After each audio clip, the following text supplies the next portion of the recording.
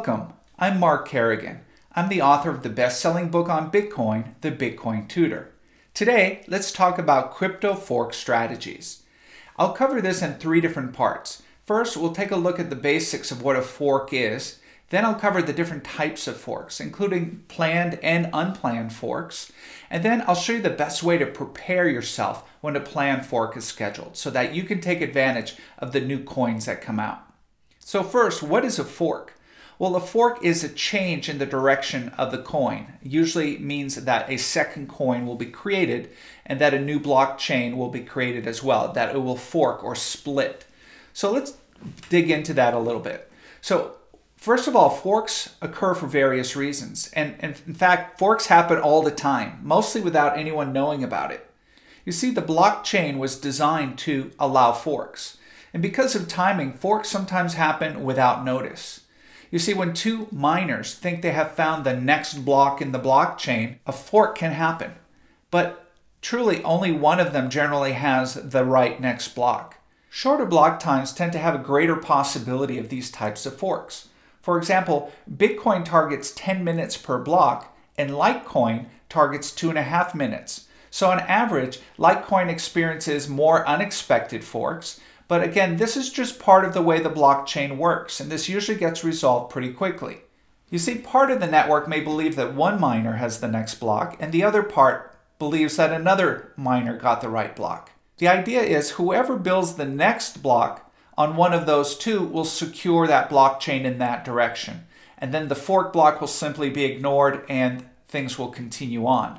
And in fact, any transactions that were in that dropped block that are not already accounted for will then go back into the unconfirmed pool and then be brought back into the next block. Now it sounds complicated, but this is the way things work. Remember, this is decentralized. No one's making the decision about which blocks are valid or not. It's all based on consensus. And if two blocks are found about the same time, that there could be this confusion. And again, the blockchain was designed that the fork can happen in this way. And we call this an unplanned fork, but of course it's expected to occur from time to time. Now let's talk about the other type of fork, one that is getting all the attention. It's a planned fork. And the idea of a planned fork is to upgrade the software of the blockchain and of the crypto itself to make some improvements typically. So Bitcoin has seen the greatest number of forks so far, with Bitcoin Cash, SegWit2x, and Bitcoin Gold being the most popular. There have actually been others too. So what happens in a crypto software upgrade fork? Well, a number of changes may occur, such as changing the block size to accommodate more transactions. Or the block time can be changed to allow more or less time to accumulate transactions into a block. Sort of the idea of a 10-minute block time for Bitcoin versus a 2.5-minute block time for Litecoin. The mining algorithm can also be changed to new or even existing algorithms. And some of the common ones include SHA-256, known as SHA-256. That's secure hash algorithm. There's another called Script, another called Equihash, and there's others. So additional information could also be stored on the blockchain requiring another change or another fork. So in short, all planned forks are not alike. Although they have some expectation where some group is actually deliberately trying to create a fork to make the software upgrade, there are actually two types of those. And you might have heard these terms. They're known as a soft fork or a hard fork.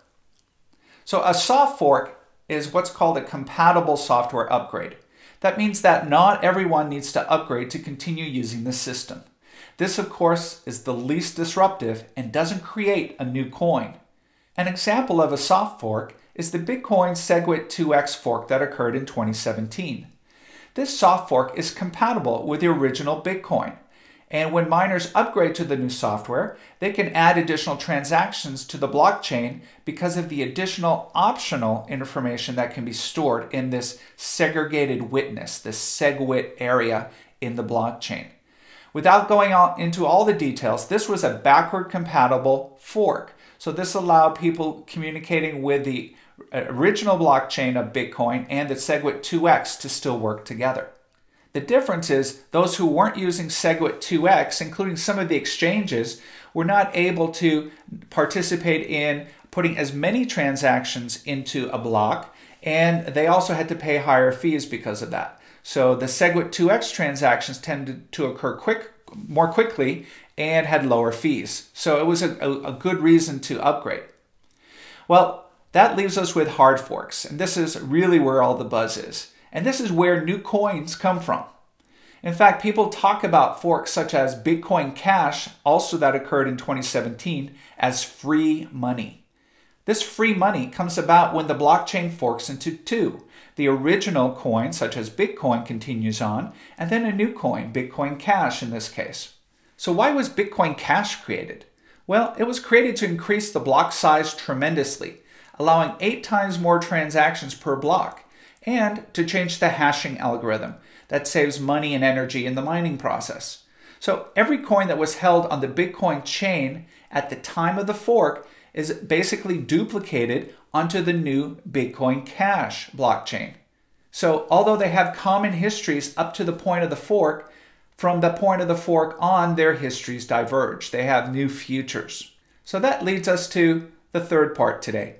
How do you prepare yourself to take advantage of a fork and of this free money? So first, many people miss out on forks because either they leave their cryptos on an exchange or they don't learn about the fork and they're right to the new coin. When a fork is about to happen, it's important to either have the coin that is about to fork on an exchange that has promised to provide the fork coin. Now, this doesn't happen all the time, but occasionally an exchange will say, if you have your Bitcoin here, we guarantee you'll get your Bitcoin Cash. The other way is to control your own private keys. And this is really the way that you control your own destiny. And again, this is what I teach and advise my private students, that controlling their own private crypto keys is the most secure way to manage their crypto wealth. So let's look at those two. So when a planned hard fork is actually about to happen, some people will check on exchanges. And these exchanges sometimes promise to provide the fork coin, as I mentioned. For example, initially Coinbase said they would not support the Bitcoin Cash fork, but the exchange called Binance did. Coinbase eventually succumbed to user pressure from thousands of users and provided the Bitcoin Cash for users that held Bitcoin at the time of the fork. Now, you can imagine if they're not providing that fork, this is free money for the exchange. So don't worry, someone's getting that forked coin. The question is it going to be you or is it going to be someone else?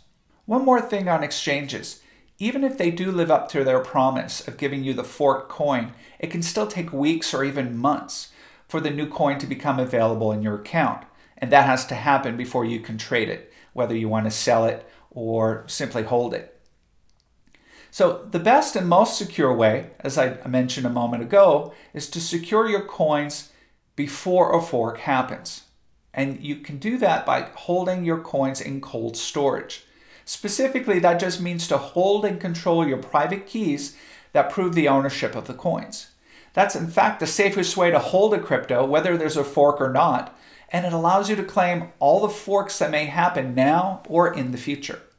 Options for holding your own private keys include hardware wallets, which I spoke about earlier on this channel, paper wallets, where you print out the private keys on paper, and software wallets, where the keys are held on your computer, usually in an encrypted database.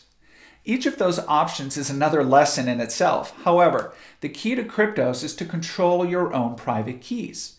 So when cryptos are held in an exchange, remember that they are held in custody by the exchange. And as many users know, it can take weeks or even months to get your coins back out in some cases when the exchanges have problems.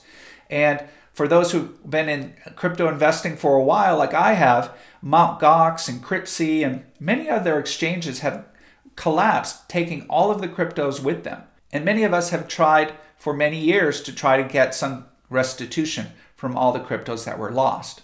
So here's your takeaway for today. If you learn about a coin that you own that is about to fork, be sure that you control the private keys. This way, when the fork occurs, you'll own the old coin and the new coin. Thanks for joining me in this video. Please support the Bitcoin Tutor channel by clicking like and subscribing so you don't miss any upcoming videos. If you have a question or comment, please post it below. I read all comments and respond to as many as I can. I'm Mark Kerrigan, founder of the Bitcoin Tutor. And remember to keep learning about Bitcoin and other cryptos and profit from the knowledge.